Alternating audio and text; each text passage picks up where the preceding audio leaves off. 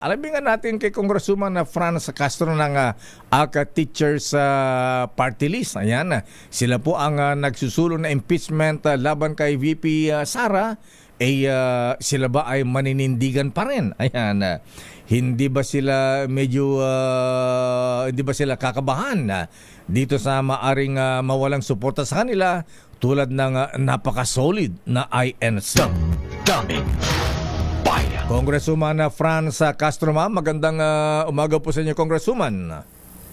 Magandang umaga, Kadeo, at sa inyong mga taga-subaybay. Yes, ma'am. Alam po ninyo, yung ilang kasama nyo sa Kongreso, medyo natakot yata, kinabahan ayaw na magsila tungkol sa impeachment, bagamat sila nun.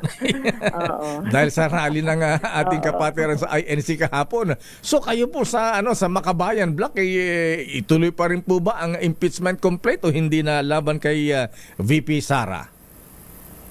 Well, sa aming grupo po sa Makabayan at saka yung aming mga complainants ay resolved naman at hindi naman naapektuhan nitong mga rally nung religious group at siyempre kami naman national interest kasi, Kadeo, itong pagpapanagot doon sa mga maanumalyang nagginawa sa pondo ng ating ng ating bayan. Kaya dapat ilabas ito doon sa usapin ng sinasabing peace and unity kasi hindi natin makakamtan ang kapayapaan kung walang hustisya, at parte ng hustisya yung pagpapanagot doon sa paglulustay ng pondo ng mga mamamayan. Kaya hindi kami apektado at tingin ko naman yung tatlong grupo nagfile ng complaint ng impeachment ay ganun din yung kanilang ganun din yung kanilang pananaw kasi nakakausap ko naman sila. Kaya sana mahiwalay ito dun sa usaping ng religious sect dahil lahat naman tayo, whether man yung mga religious affiliation, ang common talaga ay good governance, yung laban sa graft and corruption at ito pagpapanagot sa sa mga opisyal na may sala.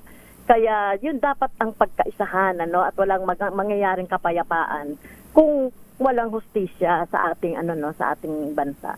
Pero ramdam niyo ba, Congresswoman Castro, sa inyong hanes sa Makabayan Block na may mga kasama kayong una ay maingay, nagsulong mainit sa impeachment pero ngayong nagsalita na ang kapatiran ng INC medyo umatras? Hindi naman. Wala naman kami mga pakialam kasi doon sa mga kung sino yung mga sumusuporta sa kanila. Okay. So, wala naman kami mga ganung usapan. Kami, mga pinag-uusapan namin dito, yung siyempre yung mga pamamaraan na maisulong talaga itong impeachment. Kaya talagang pinangunahan ng Makabayan na tipunin yung iba pang mga complainants para po maisulong itong impeachment. Well, pinag-uusapan yung siyempre yung suporta ng mga kasamahan din namin doon sa karapatan ng ating mga kapatid sa iglesia na magpahayag. Congresswoman Castro, ma'am, sa inyo po, ano sa pananaw po ninyo? Ano ang tingin sa mensahe ng kapatiran ng Iglesia ni Cristo sa kanilang napakalaking rally kahapon sa Luneta? Well, alam naman po natin na talaga naman pong dahil naman natin nahangaan yung ating mga kapatid sa iglesia, yung kanilang pagkakaisa doon sa mga yung kanilang belief at paninindigan, so kaya lang hinihimu ko rin ang ating mga kapatid sa iglesia na labanan itong graft and corruption, labanan itong kahirapan na nangyayari sa ngayon.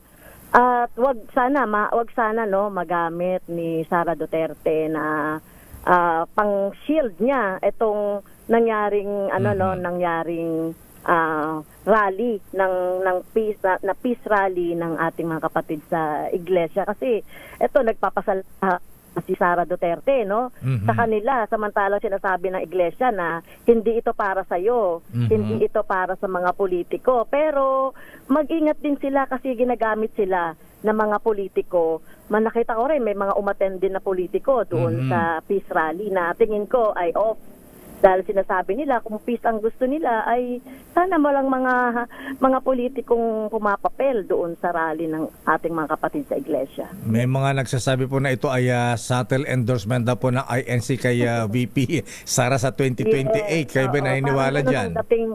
Ganun po ang dating sa mga nanood dito. Kaya nagpapasalamat si Sara Duterte. Kaya hindi maiwasan na magamit itong relihiyon, itong sekta doon sa pansariling kapakanan ng mga politiko. Ayan. Okay, balikan natin impeachment ang Congresswoman na Franz Castro, ma'am. Kayo ba naniniwala na uusad pa ba? Kampanya na po ito. Ayan, di ba exercise in futility na itong impeachment laban kay VP Sara? Yes, magtutuloy-tuloy ito Kadeo, no. Naniniwala kami, no, kasi sinasabi naman ni Secretary na i-endorse niya na ito kay Speaker. Ngayon, kung may mga desisyon na yung mga partido na tingin ko meron na, makukuha natin yung number para ma-endorse na ito sa Senate. So, tingin ko po magtutuloy-tuloy ito dahil ang